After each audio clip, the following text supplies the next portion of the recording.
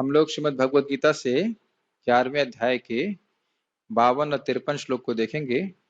मेरे पीछे बोलिए। श्री भगवानुवाच भगवानुवाच सुदुर्दर्शमिदं रूपम् सुदुर्दर्शमिदं रूपम् दृष्टवानसि यन्मम दृष्टवानसि मन्मम देवाप्यस्य रूपस्य देवाप्यस्य रूपस्य नित्यं दर्शनकाङ्क्षिणः। नित्यं दर्शनकाङ्क्षिणः।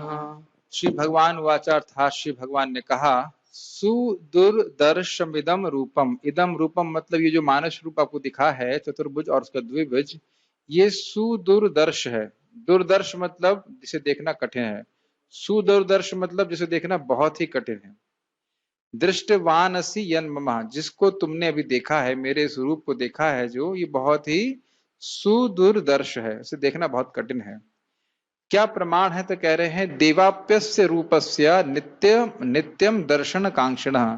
देवता भी देवा अपि अस्य रूपस्य, देवता भी इस रूप को देखने के लिए नित्य दर्शन कांक्षिण, नित्य ही इस रूप को दर्शन करने के लिए आकांक्षी होते हैं, लालसा करते हैं। आकांक्षी होते हैं मतलब दर्शन हो नहीं पाता है, आकांक्षा करते हैं। आकांक्षा मतलब लालसा करते हैं, एस्पायर करते हैं। श्री भगवान ने कहा, हे अर्जुन, तुम मेरे जिस रूप को इस समय देख रहे हो, कौन से रूप को देख रहे हैं? विश्व रूप को। बस खा के आ गए सब खाना, विश्व रूप को। विश्व रूप दिखाया था अभी? कौन बोला विश्व रूप? मैंने बोला। विश्व रूप नहीं, द्विभुज रूप, चतुर्भुज रूप, वो स्वयं रूप को देखा है। ठीक है, इसको दिखाते हैं कलयुग में कॉन्फिडेंस से आपको झूठ भी बोलेंगे तो लोग हाँ हाँ हाँ सही बोल रहे, सही बोल रहे, सही बोल रहे।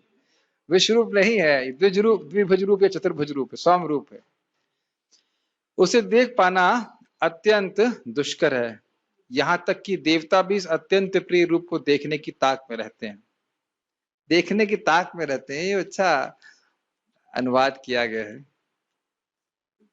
ताक ताकने का मतलब होता है छुप के देखना, कहीं देख लें, इस प्रकार से।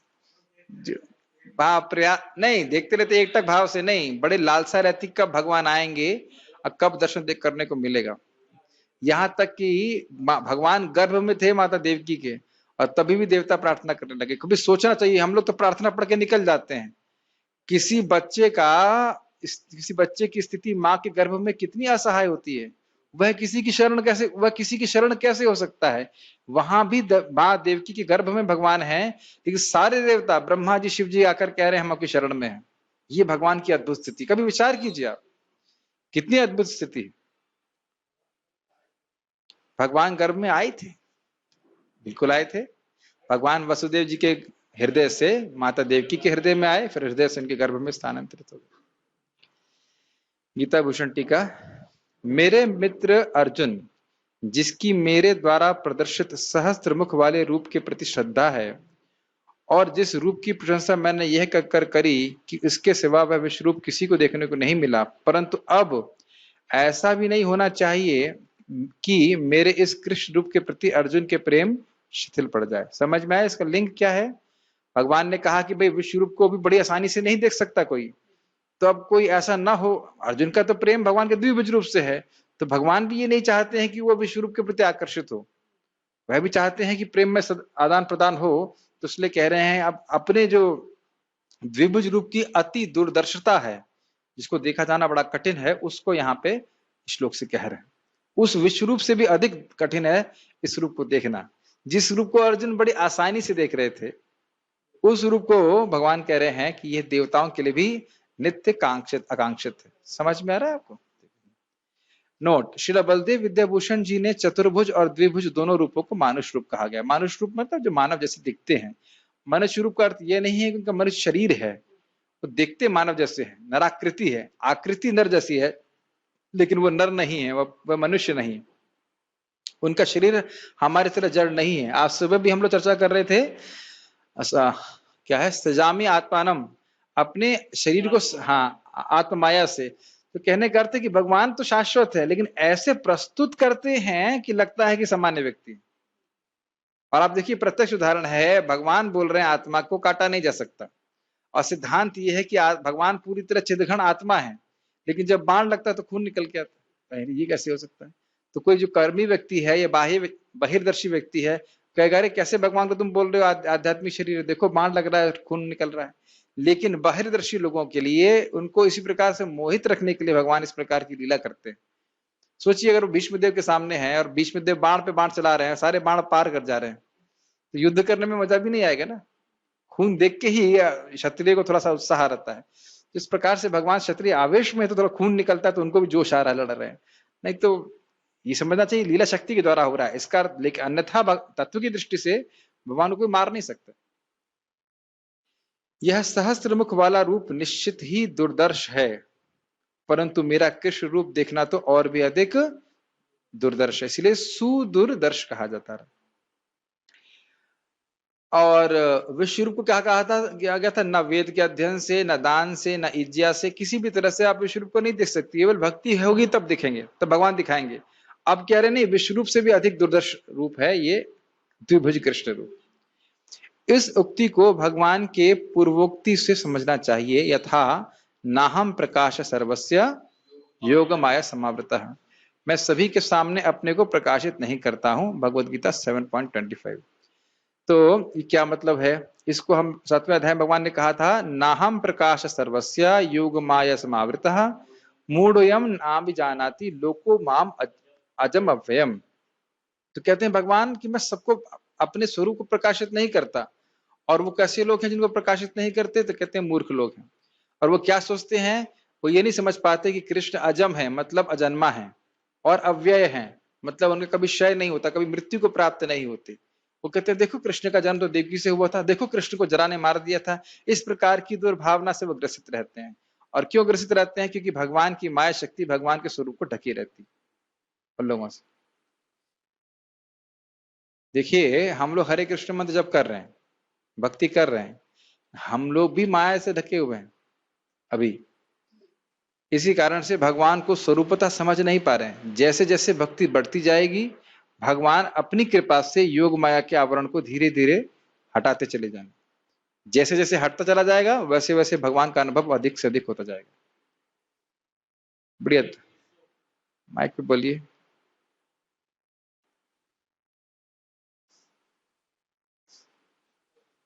इसीलिए श्रीमद् भागवतम को सुनना बहुत जरूरी है, क्योंकि जिन भक्तों के से चित्त से माया हट गई है, वे भगवान का अनुभव कर रहे हैं और अपने अनुभव को बोल रहे हैं वो। यस, इस उपनिषद में इवन ये भी बताया गया है कि भगवान को प्रार्थना करते हैं कि सत्य सुहितम मुखम, कि भगवान आपके मुख के सामने जो आभा है, इफुल्जेंस है, हाँ, उसको हटा दीजिए ताकि मैं आपके सुंदर मुख को देख सकूं। मैं तुमको यह कैसे प्रमाणित करूं कि यह रूप जिसको तुम बहुत समय से देख रहे हो वह सुदुर्दर्श है? मतलब क्या प्रमाण है कि बहुत दुर्लभ है? यह वह रूप है जिसको देखने की आकांक्षा देवता भी करते हैं। समझ में आया? देवता सामान्य रूप से हम लोग को नहीं दिखाई पड़ते, ठीक। अब जो देवता हमको सामान्य रूप से नहीं दिखाई पड़ते हैं, उन देवता को भगवान कृष्ण सामान्य रूप से नहीं दिखाई पड़ते। और ये भी ध्यान देना होगा कि देवता भी भगवान विष्णु को भी नहीं देख पाते हैं। वो जब क्षीर सागर में जाते हैं तो क्षीर सागर के तट पे ही रह पाते हैं, ऐसा नहीं सीधे जाके उनके मतलब वैकुंठ में जाके प्रवेश कर ले। तो भगवान का जो द्विभुज रूप है वो देवताओं के लिए भी नित्य, हाँ, मतलब दुर्लभ है। और एक और भी कारण है, क्योंकि भगवान कृष्ण का रूप इतना रमणीय है, मनोज्ञ है, मन को सुख देने वाला है, कि देवता भी इस कारण से उसकी आकांक्षा करते हैं देखने के लिए। ठीक है, यह शास्त्र विदित है। यथा दशम स्कंद में जब देवता गर्भस्तुति करते हैं, मैंने अभी आपको समझाया था ना गर्भस्तुति के बारे में, भगवान माता देवकी के गर्भ में है और देवता बड़े आकर के बड़ा नम्र भाव से उनकी शरण ले रहे हैं और वो उनसे प्रार्थना कर रहे हैं। तात्पर्य वो तो गर्भस्तुति अपने आप में एक बड़ा विषय है, उसकी चर्चा हम यहाँ पे नहीं कर सकते हैं, लेकिन भगवान ने कभी चाहा तो उस पर करेंगे चर्चा। वैसे अभी हो जाएगा, इंग्लिश क्लास में 10th कैंटो शुरू होने वाला है, तो कुछ महीनों बाद गर्भस्तुति होगी। वैसे मेरी बड़ी इच्छा है कि 10th कैंटो पे तो बहुत अच्छे अच्छे लोगों को देना चाहिए। टीका पे टीका, टीका पे टीका, इतनी सारी टीकाएं हैं, कमेंट्रीज हैं, सबकी चर्चा होनी चाहिए।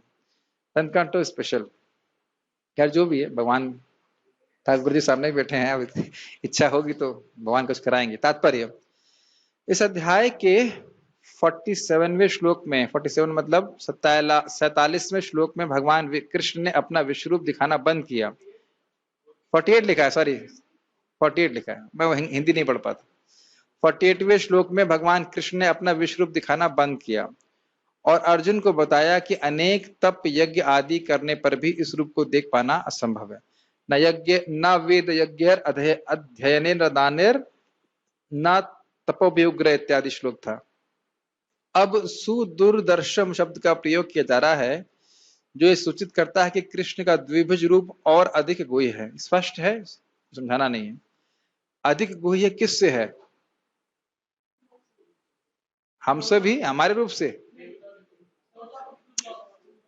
किससे अधिक गुह्य है? विश्व रूप से। ठीक।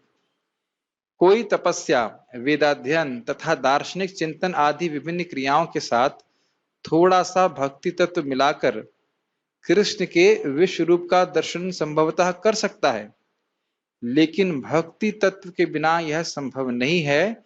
इसका वर्णन पहले ही किया जा चुका है। आपको याद दिलाने के लिए, अगर कोई तपस्या, वेदाध्ययन इत्यादि करता है, लेकिन मुझे ऐसा लग रहा है कि मैंने कोई श्लोक छोड़ तो नहीं दिया। हो सकता नहीं, आगे आएगा टीका में, आएगा। कुछ श्लोक छूट रहा है क्या? नहीं, ठीक है। एक टीका मैंने पढ़ी थी, कुछ ऐसा लग रहा है आ नहीं, सामने क्यों नहीं आई अब तक। खैर जो भी है, तो अगर कोई तपस्या और वेदाध्ययन इत्यादि करता है लेकिन उसमें भक्ति के एलिमेंट नहीं है, तो वह विश्व रूप को नहीं देख सकता है। तो वेद अध्ययन का अर्थ हुआ वेदों का वह भाग जो भक्ति के तत्व का निरूपण करता है।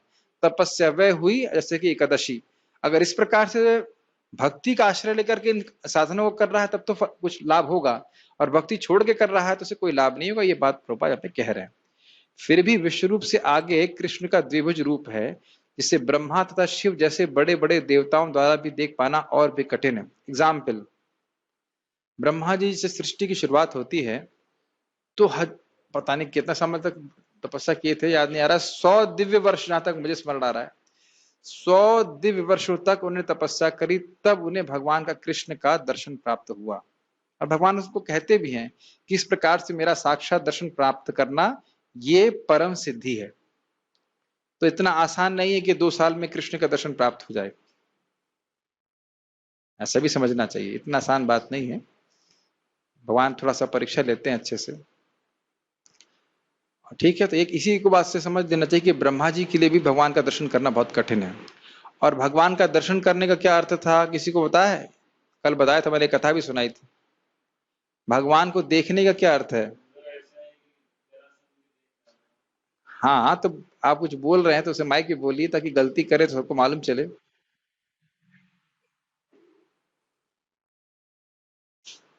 क्या क्या जरासंध को क्या प्रॉब्लम थी? भगवान को देखने का अर्थ क्या है? चलो अभी सिंपल प्रश्न करते हैं। पापड़ की सब्जी खाने का मतलब क्या है? बताइए बताइए, आप तो बनाते हैं ना। खाने का मतलब क्या है? खाना खाने का मतलब क्या है? ये तो पेट भरना ना, उसका मतलब है आस्वादन करना। अब रसगुल्ला खाने का मतलब ये नहीं है कि बस पेट भरना, पेट भरने के रसगुल्ले खाते हैं, उसका आस्वादन करना। जिस प्रकार से रसगुल्ला समझने का मतलब हुआ, उसका टेस्ट समझें, उसका रूप समझें, क्या बना है, कैसे स्वाद होता है, सब समझना। खुशबू भी समझ, खुशबू भी आती है ना रसगुल्ले में। यस, देखो कितने सारी से खाने पीने की बात समझ में आ जाती है तुरंत। उसी प्रकार से अगर आप कह रहे हो कि हमने कृष्ण का देखा है, इसका मतलब कृष्ण के सच्चिदानंद स्वरूप का अनुभव प्राप्त करना। किस प्रकार से भगवान आनंदमय है, शाश्वत है, अनुकूल भाव से भगवान से प्रीति का लक्षण को, संबंध को स्थापित करना। देखिए, जब भगवान में प्रेम होगा तब भगवान का अनुभव प्राप्त होगा, अन्यथा भगवान सामने भी होंगे तो भगवान को कोई अनुभव प्राप्त नहीं होगा। जैसे हम कहें कि हरि नाम का अनुभव का मतलब क्या है? नाम के माधुर्य का अनुभव करना। जैसे रसगुल्ले खाने का मतलब क्या है? जो पीलिया का व्यक्ति है वो रसगुल्ला खाएगा, वो रसगुल्ला नहीं खा रहा, वो तो दवा खा रहा है। अनुकूल भाव सही है, मैं खाली बोल रहा हूं, हमने कल चर्चा किया था कि कृष्ण में प्रीति हो और उस प्रीति के द्वारा भगवान को देखा जाए। वही बात है, अनुकूल कह लीजिए, भक्ति होनी चाहिए, तब भगवान अच्छे लगेंगे। भगवान तो कंदर्प कमनीय कंदर्प कोटि कमनीय है, लेकिन हमको अभी भी कंदर्प अच्छा लग रहा है। तो उसका मतलब कंदर्प कोटि कमनीय अनुभव अभी नहीं हुआ है। क्यों नहीं हुआ? उतनी भक्ति बढ़ी नहीं है, ये बात। ठीक है, एक मिनट, तो क्या बात कर रहे थे हम लोग? हाँ, तो हम बात कर रहे थे कि भगवान के उस द्विभुज रूप का दर्शन करने का मतलब है शुद्ध भक्ति के द्वारा उनका दर्शन करने। वे उनका दर्शन करना चाहते हैं और श्रीमद् भागवत में प्रमाण है, सॉरी कहाँ गया, कि जब भगवान अपनी माता देवकी के गर्भ में थे तो स्वर्ग के सारे देवता कृष्ण के चमत्कार को देखने के लिए आए। कृष्ण ने क्या चमत्कार किया था मां के गर्भ में?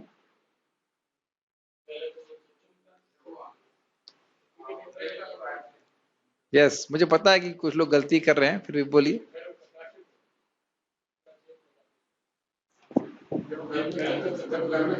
आप कह रहे हो चतुर्भुज रूप में आते हैं, लेकिन देखिए ध्यान दीजिए, बात हो रही है गर्भ स्तुति। भगवान अभी बाहर नहीं आए हैं, मुझे पता था मिस्टेक होगा। भगवान अभी बाहर नहीं है, माँ के गर्भ में ही है। एक चमत्कार ये था देवता लोग आके उनकी गुणगान कर रहे हैं। अरे वो तो पता है कि कितना गुणगान कर रहे हैं, लेकिन यहाँ प्रभात कह रहे हैं कि कृष्ण के चमत्कार को देखने आए थे। क्या चमत्कार था? प्रकाश, एक बात समझ में आती है कि पहली चमत्कार तो ये था कि वसुदेव के चित्त से वह देवकी के चित्त में गए थे, और फिर देवकी से उनके गर्भ में आए थे। और अब देवकी देव रूपण, देवक्या देव रूपण्या, वो देव रूपी हो गई थी, वो बहुत प्रसन्न रहने लगी थी। ऐसे अन्यथा देवकी बहुत दुखी थी, उनके 6 बच्चे मार दिए थे और 7वां बच्चा गायब हो गया था, तो बहुत दुखी रहती थी। लेकिन जब भगवान उनके हृदय में आए थे तो बहुत तेजस्वी हो गई थी, यहां तक कि कंस का मन भी बदल गया था। तो ये सब चमत्कार हो रहे थे और देवता भी इसको देखने के लिए आए थे और समझ गए थे कि भगवान उनके गर्भ में आए हैं इस प्रकार से। और उन्होंने उत्तम स्तुतियां करी, यद्यपि उस समय वे दृष्टिगोचर नहीं थे। स्पष्ट है, दृष्टिगोचर मतलब दृष्टि में नहीं दिख रहे थे। वे उनके दर्शन की प्रतीक्षा करते रहे। ध्यान देना हो कि जब भगवान प्रकट हुए आगे, तब उस समय देवता लोग वहां पे नहीं थे, तो उन लोगों को दर्शन नहीं प्राप्त हुआ। तो वहां पे मूर्ख व्यक्ति उन्हें सामान्य जन समझकर भले ही उनका उपहास कर ले और उनका सम्मान न करके उनके भीतर स्थित किसी निराकार कुछ का सम्मान करे, किंतु यह सब मूर्खतापूर्ण व्यवहार है। ये लाइनें समझ में आई आपको? कुछ लोग सोचते हैं कि हम कृष्ण के शरण में नहीं जाएंगे, अंदर जो शिव बाबा जी बैठे हुए हैं या कोई निराकार बाबा बैठा हुआ है, क्या कौन सा और कौन से बाबा होते हैं वो नहीं, अलख निरंजन बाबा बैठे हुए हैं। तो इस तरह के कोई भी धारणा अगर है कि वो परम सत्य है जो कृष्ण के अंदर बैठा हुआ है, उसकी शरण में जाओ, तो दिखाता है कि लोग दुष्कृतिवान हैं, वो कृष्ण से द्वेष करते हैं।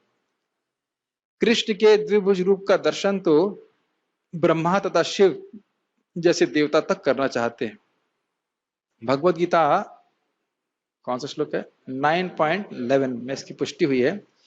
अवजानन्ति मां मूढ़ा मानुष्यम तनुमाश्रितम परम भावम अजानंतो मम लोक महेश्वरम। परम भावम अजानंतो का अर्थ यह है कि वह भगवान कृष्ण महाविष्णु के भी स्रोत हैं। यह इस परम भाव को लोग नहीं जानते और सोचते हैं अवजानन्ति मां मूढ़ा मानुष्यम तनुमाश्रितम। जो मूर्ख लोग हैं वह सोचते हैं कि कृष्ण एक मनुष्य शरीर का आश्रय लेकर के आते हैं। मानुष्यम तनुमाश्रितम, जैसे हम लोग एक मानवीय शरीर का सहारा लेकर यहाँ घूम रहे हैं, वो सोचते हैं कि कृष्ण का शरीर भी इस प्रकार से हार्ड मास का है, और इस प्रकार से वह भगवान को समझ नहीं पाते। जैसा कि ब्रह्म संहिता में तथा स्वयं कृष्ण द्वारा भगवत गीता में पुष्टि हुई है, कृष्ण का शरीर सच्चिदानंद स्वरूप है। ब्रह्म संहिता में तो स्पष्ट है, ईश्वर परम कृष्ण सच्चिदानंद विग्रह अनादिरादिर गोविंदा सर्व कारण कारण। भगवत गीता में कहाँ पुष्टि हुई है?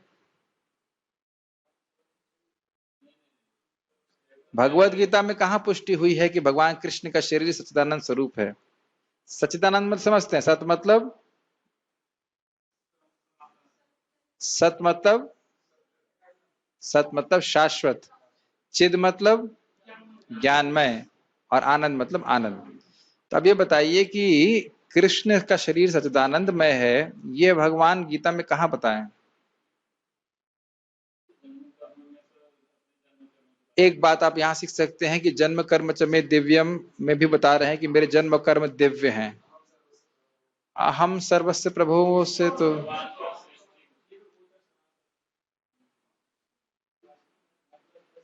ये सोचने वाली बात है। अजोपि सन अव्यात्मा ना हो सकता है, अजोपि सन अव्यात्मा भूता नाम ईश्वरोपि सन। अव्य आत्मा अव्यय आत्मा मतलब शाश्वत, कभी नष्ट ना होने वाला। अज मतलब कभी जन्म ना हो लेने वाला। उनका शरीर कभी भी भौतिक शरीर जैसा नहीं होता। किंतु जो लोग भगवत गीता या इसी प्रकार के वैदिक शास्त्रों को पढ़कर कृष्ण का अध्ययन करते हैं, उनके लिए कृष्ण समस्या बन जाते हैं। ये क्या बोल रहे हैं श्रील प्रभुपाद जी? मतलब भगवत गीता को पढ़ते हैं, लेकिन क्योंकि पूर्ववर्ती आचार्यों और परंपरा का अनुगत्य नहीं स्वीकार करते हैं, तो अपने मनगढ़ंत तरीके से भगवत गीता को समझ करके यथार्थ गीता पढ़ते हैं और उल्टा अर्थ लगा लेते हैं। समझो, देखिए एक सीधी सीधी बात है, अगर कोई भगवत गीता पढ़कर भगवान कृष्ण का भक्त नहीं बना, तो क्या उसने भगवत गीता पढ़ी? और जब आप ऐसा बोलेंगे ना, तो आपको लोग बहुत अहंकारी बोलेंगे। एक बार हम लोग अनपरा में थे और हम प्रवचन कर रहे थे, बस पार्टी लेके गए थे, तो वहां पे हमारे रिश्तेदार के घर में प्रोग्राम था और एक पंडित जी आए और पंडित जी बोले, गीता है अच्छा, लेकिन गीता से परे भी कुछ है, और भी परे उससे ज्ञान है कुछ। तो मुझे आश्चर्य हुआ। हमने कहा, बाद में बात हो रात में, जब हमसे उनको कभी कभी हम नेग्लेक्ट कर देते हैं, मैंने बात ही नहीं किया। तो मैं बोल रहा था अपने रिश्तेदार को कि इन्होंने गीता कभी पढ़ी ही नहीं लगता है। तो कहते हैं तुमको इतना अहंकार नहीं करना चाहिए। हमने कहा अहंकार की बात नहीं है, भगवान गीता में बोल रहे हैं मत्तः परतरम नान्यत्, मुझसे परे कुछ नहीं है। ये ज्ञान जो तुमको दे रहा हूं, उसके बाद तुम्हें जानने के लिए कुछ भी नहीं रहेगा। और ये व्यक्ति कह रहे हैं कि गीता के परे भी कुछ ज्ञान है, तो उन्हें क्या पढ़ा बताइए? तो ये दिखा रहा है कि लोग केवल किसी व्यक्ति के बाह्य उपाधि को देख करके सोच लेते हैं कि हाँ भाई ये तो बहुत बड़े ज्ञानमय होंगे। जैसे मैंने आपको बताया था ना सुबह, आज क्या स्टेटस है लोगों का संस्कृत जानने वाले का। एक व्यक्ति था इस्कॉन डिवोटी, उनको वीजा चाहिए था अमेरिका जाने के लिए। तो उन्होंने कहा कि मैं संस्कृत पढ़ाने जा रहा हूँ। तो उन्होंने कहा कि जो ऑफिसर ने कहा, तुम संस्कृत बोल सकते हो? कहता हाँ। तो तुरंत उसने बोलना चालू किया, नमोम विष्णुपादाय कृष्ण पृष्ठाय भूतले, ऐसे करके पूरा जो हम लोग मंगलाचरण बोलते हैं बोलना शुरू कर दिया तुरंत। हाँ समझ गया, तुमको संस्कृत आती। तो इस प्रकार से ये स्थिति है। कई तिलक लगा लीजिए तो पंडित जी बोलना चालू कर देते। तो ये स्थिति है कि व्यक्ति मतलब बहुत ही बुरी स्थिति है। तो लोग कुछ जानते नहीं भगवान के बारे में, इसलिए अपने कोई व्यक्ति कुछ भी टीका कर देगा भगवत गीता की, तो उसको पंडित जी बोल करके स्वीकार कर लेते हैं। भ मतलब भूमि, ग मतलब अग्नि, पता नहीं क्या क्या रही भगवान का अर्थ, उसे मुझे कौन से शास्त्र में लिखा है? हाँ, कोई तो शास्त्र तो सुना नहीं, इधर सुन लिया उधर सुन लिया। जो भौतिक विधि का प्रयोग करता है, उसके लिए कृष्ण एक महान ऐतिहासिक पुरुष तथा अत्यंत विद्वान चिंतक हैं। यद्यपि वे समान व्यक्ति हैं। और मुझे इतनी हंसी आ रही, आज मैंने एक सर्च किया कि गीता पे कितनी टीकाएं हैं। जो भी हो, तो कुछ हैं, कुछ काफी सारी टीकाएं। एक व्यक्ति उस पर लिखा कि देखो भगवान जो है ना, टाइम बहुत कम था भगवान के पास। भगवान के पास गीता बोलने के लिए टाइम बहुत कम था, युद्ध शुरू होने वाला था। तो इसलिए भगवान ने केवल 6 श्लोक बोले और बाकी सारे श्लोक अर्जुन के हृदय में ट्रांसमिट कर दिए। मैं सोच रहा क्या अमेजिंग स्पेक्युलेशन है ना, कहीं भगवत गीता में ऐसा लिखा नहीं है। क्या अमेजिंग स्पेक्युलेशन है। और किसकी स्पेक्युलेशन है? जो व्यक्ति अभी कुछ समय पहले जिंदा रहा और उसका नाम लिख के, ये गीता के बहुत बड़े विद्वान है, नाम भूल गया मैं, कोई शास्त्री, बाबू शास्त्री कोई सही, बहुत बड़े विद्वान, उनका ये मत है। अब आप देखिए, यही प्रभुपाद कह रहे हैं, भौतिक विधि मतलब अनुमान की विधि। तुम सोच रहे हो कि भाई बहुत टाइम लगा, ये हुआ, तो वहां पे ऐसे लोग नहीं है कि अरे देखें अर्जुन बातचीत कर रहा है, चलो मार दो पीछे से। ऐसा नहीं होता वहां। अर्जुन अगर बात कर रहे हैं भगवान कृष्ण से, तो किसी की हिम्मत नहीं है कि ऐसे बाण चला दे। और वो इस तरह के थे भी नहीं कि पीछे से बाण चला दें, ऐसे कर दे, साइड से मार दें, गोली मार दें, शांति के प्रस्ताव लेके आ जाए और मार दें, ऐसा सब नहीं चल रहा था। धर्म युद्ध हो रहा था। इसलिए समझना चाहिए कि भौतिक विधि का प्रयोग मतलब श्रवण, पारंपरिक श्रवण विधि का त्याग करके अपनी बुद्धि के द्वारा अंदाज लगाना। ये इस प्रकार के तरीके से हम भगवान की बात को कभी नहीं समझ सकते। इसीलिए देखिए, हम लोग श्रील प्रभुपाद जी, पूर्ववर्ती आचार्यों की बात को ही समझ रहे हैं, उनके अंडरस्टैंडिंग से भगवत गीता को समझ रहे हैं। ये हमेशा ध्यान रखिएगा कि संस्कृत में शब्दों के बहुत सारे अर्थ हो सकते हैं, तो जो अर्थ आचार्यों ने समझा है, रखा है, उसको हमें स्वीकार करना है। अपने मन से हम नहीं अर्थ ले सकते कि डिक्शनरी खोली और अर्थ समझ लिया, और समझ में आएगा भी नहीं। ठीक है। और जैसे कई लोग हाँ, ये भी ऐसा बोलते हैं, हाँ हम भी मानते हैं कृष्ण को, मानते हैं कृष्ण को, लेकिन भगवान नहीं मानते। वही मानते हैं कि एक महापुरुष थे, महान ऐतिहासिक व्यक्ति थे, यहाँ तक कि भगवान श्री राम के बारे में भी इस प्रकार की बातें करते हैं। और ये बहुत बड़ा, सबसे बड़ा अपराध भगवान के प्रति यही है, उन्हें मनुष्य मान। यह भी समझ लेना चाहिए कि जो वस्तु दिव्य है उसको भौतिक मानना यह अपराध है, और जो वस्तु भौतिक है उसको दिव्य मानना यह भी एक अपराध है। ठीक है ना? क्या था वो बिहारी कहावत, हमारे गुरु सतगुरु, हमारे सतगुरु झूले ले वैसे करके, हमारे जो सावन के महीने में कृष्ण की जगह गुरु जी को झूले में झुला रहे हैं। बहुत गलत बात है।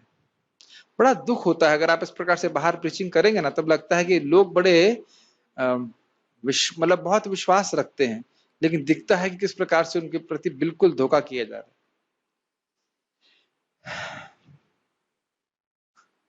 जैसे आज एक व्यक्ति ने मुझसे प्रश्न किया, बड़े बुद्धिमान व्यक्ति हैं, उन्होंने कहा प्रभु जी आपने कहा कि भगवान के बेटे प्रद्युम्न वो वाले प्रद्युम्न है जो चतुर्व्यूह है, इतना उसकी बुद्धि बढ़ गई है, मतलब अच्छा सुन रहा है।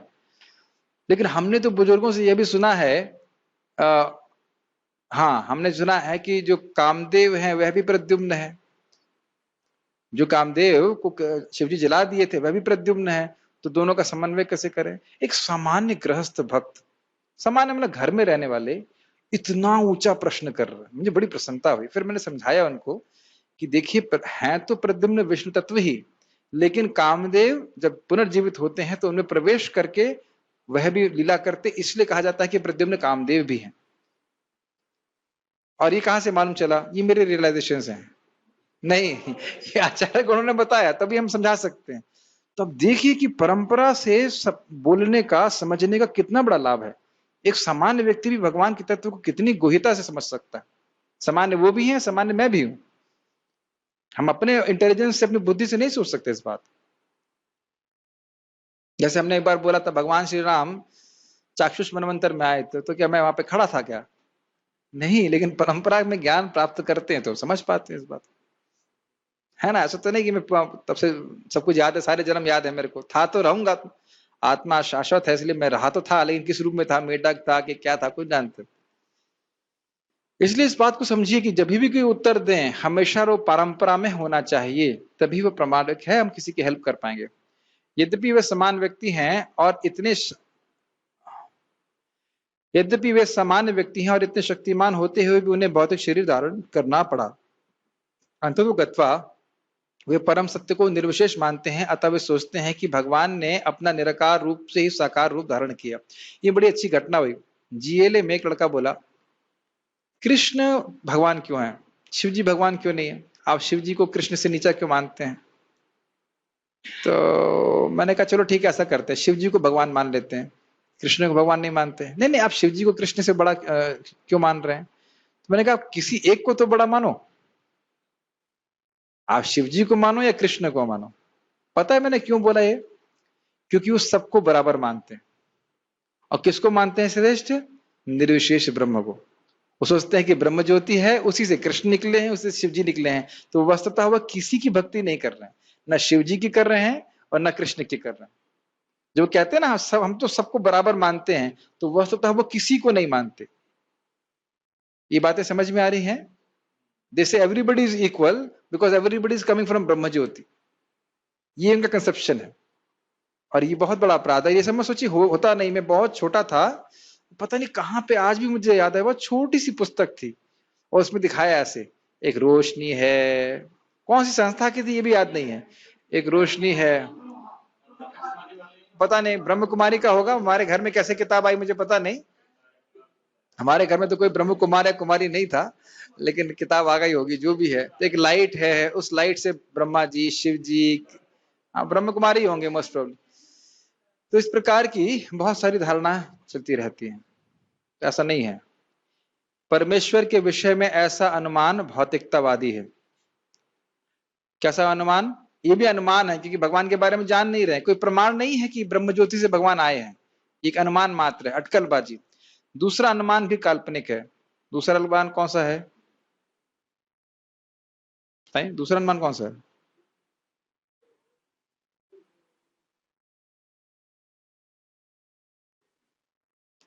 दूसरा अनुमान समझ में नहीं आ रहा। जो लोग ज्ञान की खोज में हैं वे भी कृष्ण का चिंतन करते हैं और उन्हें उनके विश्व रूप से कम महत्वपूर्ण मानते हैं। ओ, यही दूसरा अनुमान है, यही दूसरा अनुमान है, ठीक है। जो लोग ज्ञान की खोज में हैं वे भी कृष्ण का चिंतन करते हैं और उन्हें उनके विश्व रूप से कम महत्वपूर्ण मानते हैं। ये आगे भी आता है कि क्या उनका आर्गुमेंट है। आर्गुमेंट ये है कि देखो, कृष्ण को अर्जुन देख रहे थे, लेकिन विश्व रूप को देखने के लिए उनको दिव्य दृष्टि प्राप्त होनी पड़ी। इसका मतलब विश्व रूप कृष्ण के द्विभुज रूप से श्रेष्ठ है। इसका वैसे खंडन किया जाएगा आगे। उसका उत्तर यह है कि कृष्ण का द्विभुज रूप को देखना जो विश्व रूप से भी अधिक दुर्दर्श है, उसको अर्जुन पहले ही देख रहे थे। तो अर्जुन को एक तरह से स्टेप डाउन करना पड़ा, तब वह कृष्ण के विश्व रूप को देख पाए। यह नहीं सोचना चाहिए कि कृष्ण का अर्जुन का जो रूप है, दृष्टि है, वह भौतिक थी। बस समझ में आ रही है। भगवान के शुद्ध भक्त हैं और शुद्ध भक्ति की आंखों से वे कृष्ण के द्विभुज रूप को देख रहे थे। तो उनको एक विशेष प्रकार की दृष्टि, याद है, चक्षु दिए गए थे लेकिन मन भक्त का ही था। सब बातें याद है। केवल ऐसे आंखें दी गई थी जिससे विश्व रूप को देखेंगे, लेकिन मन भक्त का ही था, इसलिए विश्व रूप को देख करके कोई सुख प्राप्त नहीं हुआ। समझ रहे हैं। और वैसे अर्जुन की आंखें भी भक्त की हैं और मन भी भक्त का है, इसलिए कृष्ण को देख कर करके उन्हें बहुत सुख मिलता है। सब बातें समझ में आ रही हैं।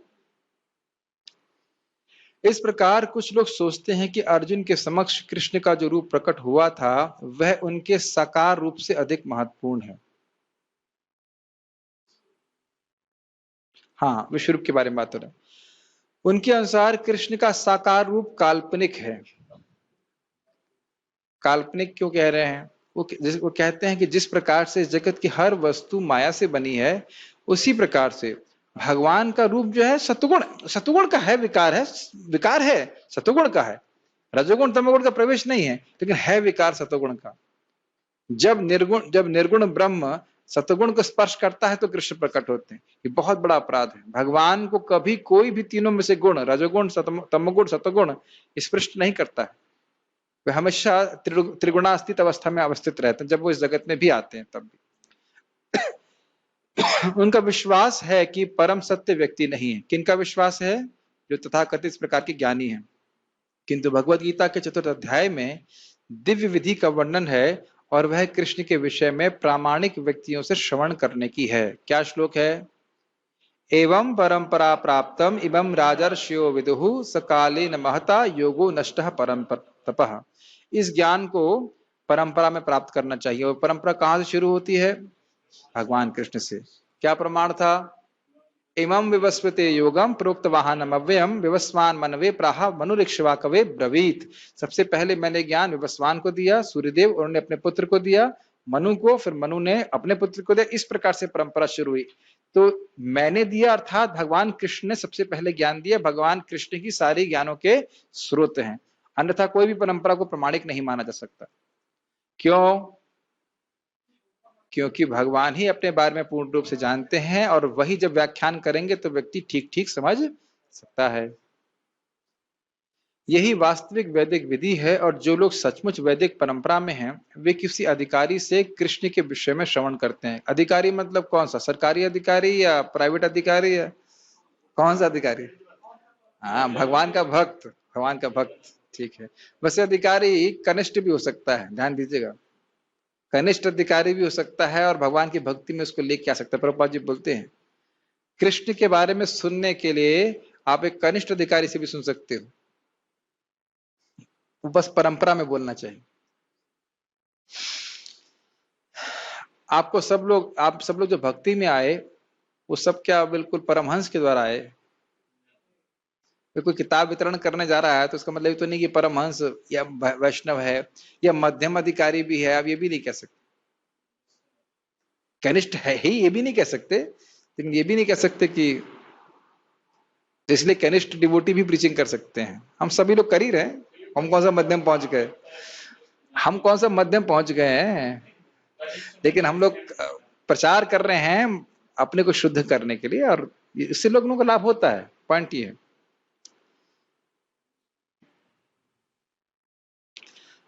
और बारंबार श्रवण करने से कृष्ण उनके प्रिय हो जाते हैं। ये बहुत इंपॉर्टेंट बात है। श्रवण कीर्तन करे जलय सिंचन, बहुत इंपॉर्टेंट है। माली होइया से बीज करे आरोपण, श्रवण कीर्तन जले करे सिंचन। श्रद्धा एक बीज की तरह है, श्रद्धा दी जाती है भक्ति में, शास्त्रीय श्रद्धा गुरु के द्वारा। अब उसको हमको माली होना है। हमको माली होना है मतलब हमें ध्यान देना है कि हमारी भक्ति बढ़े। और भक्ति कैसे बढ़ेगी? श्रवण कीर्तन से। और कोई प्रोग्रेस नहीं तरीका बता रहा, मुख्य रूप से भगवान के बारे में सुनना, भक्तों के संग में आकर के श्रवण करना और ठीक ठीक समझना, और फिर धीरे धीरे जैसे भक्ति बढ़ती जाएगी हमको समझ में आता जाएगा। जैसा कि हम कई बार बता चुके हैं कि कृष्ण अपनी योग माया शक्ति से आच्छादित हैं। आच्छादित हैं का मतलब अपनी इच्छा से आच्छादित हैं। जैसे हम लोग माया से आच्छादित हैं और अपनी इच्छा से नहीं। ऐसा अभी मैं माया से बाहर आना चाहता हूँ, आई डोंट लाइक माया, ऐसा नहीं कि तुरंत माया छोड़ देगी। लेकिन भगवान मायाधीश हैं, माया के पति हैं, अपनी इच्छा से वह उनको ढकी रहती, वो ढकती है। ढकती मतलब किसको ढकती है? कृष्ण को ढकती है। ये तो लिखा है, योग माया की शक्ति से आच्छादित नहीं, कृष्ण को नहीं ढक सकती है, हमारी दृष्टि को ढकती है। जैसे हम बोलते हैं ना, सूर्य ढक गया है, बादल ने सूर्य को ढक दिया। बेटा बादल तो सूर्य को नहीं ढक सकता, सूर्य तो बहुत दूर है, हमारी आंखों को ढक दिया। इसीलिए बोल रहे हैं ना हम प्रकाश है सर्वस्व। मैं अपने आप को प्रकाशित नहीं करता हूं, योग माया समावृता, अपने को ढक लेता हूं। ये सब यूज कर रहे हैं, लेकिन ढकने का मतलब क्या है? योग माया कृष्ण को नहीं ढक सकती, आच्छादित कर सकती है, हमारी दृष्टि को आच्छादित कर सकती है। देखिए प्रभुपाद जी कृष्ण बलराम जी के सामने खड़े हैं मान लीजिए, और आप खड़े हैं या मैं खड़ा हूं, आपको पता नहीं एटलीस्ट मैं खड़ा हूं, तो बहुत अंतर है देखने में। वो भगवान को देख रहे हैं और मेरे भगवान को देखने में भी कुछ कमी है। समझ पा रहे हैं मेरी बात? ये बात जैसे हमें बता रहे थे कि हमारे जन निवास प्रभु और पंकजांगी प्रभु जब डीटी वर्शिप की क्लास देते हैं, तो जो डीटी लाते हैं सेवा कराने के लिए, उसको भी ऐसे सेवा करते हैं, ऐसा करते हैं कि मतलब से इंस्टॉल डीटीज हों और बड़े भाव से सेवा करते हैं। मैंने सुना इस प्रकार से, सत्य होगा, आप लोग तो सीखे होंगे उनसे। तो वो उनमें भी भगवान को ही देखते हैं, वो शुद्ध भक्त हैं इस कारण से। ठीक है, वही उन्हें देख पाता है जिसके समक्ष वे प्रकट होते हैं। और किसके समक्ष प्रकट होते हैं? जो भक्ति करता है। किस प्रकार की भक्ति? परंपरा में तो है 3 गुण बताए गए थे भक्ति के, जिसके द्वारा अगर वैसी भक्ति करते हैं तो भगवत अनुभव होता है। निष्कपट, निरंतर और अनुकूल भाव से जब हम कृष्ण की सेवा करते हैं लंबे समय तक, तब भगवान की इस प्रकार की कृपा होती है, वही उन्हें देख पाता है। इसकी पुष्टि वेदों में हुई है, किंतु जो शरणागत हो चुका है वह परम सत्य को सचमुच समझ पाता है। निरंतर कृष्ण भावनामृत से तथा कृष्ण की भक्ति से आध्यात्मिक आंखें खुल जाती हैं और वह कृष्ण को प्रकट रूप में देख सकता है। बहुत सुंदर बात है। क्या इस रूम में ट्यूबलाइट है? जल भी रही हैं क्या? मुझे तो कुछ नहीं दिख रहा है। समझ में आया? तो ये ट्यूबलाइट तो छोटी सी वस्तु है, सूर्य के सामने भी हम ऐसे हो सकते हैं। अब सूर्य तो कुछ है नहीं, सूर्य ऐसी कोई वस्तु है नहीं, तो सूर्य प्राप्य नहीं है, प्राप्त है, केवल आंखें खोलने की बात है। अब देखेंगे कृष्ण सूर्य सामने है, ऐसे ही जैसे ही हमारे आंखों से माया का आवरण हट जाता है तो हम देखेंगे कृष्ण सर्वत्र व्याप्त है। ये बात है ना, प्रेमांजन छोड़े वाला श्लोक जो है। ऐसा प्राकट्य देवताओं तक के लिए भी दुर्लभ है, अतः वे उन्हें नहीं समझ पाते और उनके द्विभुज रूप के दर्शन की ताक पे रहते हैं। मतलब क्योंकि शुद्ध भक्त नहीं है, इस कारण से भगवान को नहीं देख पाते। निष्कर्ष यह निकला कि यद्यपि कृष्ण के विश्व रूप का दर्शन कर पाना अत्यंत दुर्लभ है और हर कोई ऐसा नहीं कर सकता, किंतु उनके श्याम सुंदर रूप को समझ पाना तो और भी कठिन है। अभी 8 पेज बाकी हैं, तो मुझे लगता है उसे कल ही कर देना चाहिए, है ना? वो जल्दी जल्दी में नहीं करेंगे। अगला श्लोक तो अभी 8 पेज बाकी हैं, 8 पेज 15 मिनट में नहीं होएगा, तो उसको हम कल करते हैं। ठीक है? श्रीमद् भगवद गीता की जय, श्री प्रभुपाद की जय।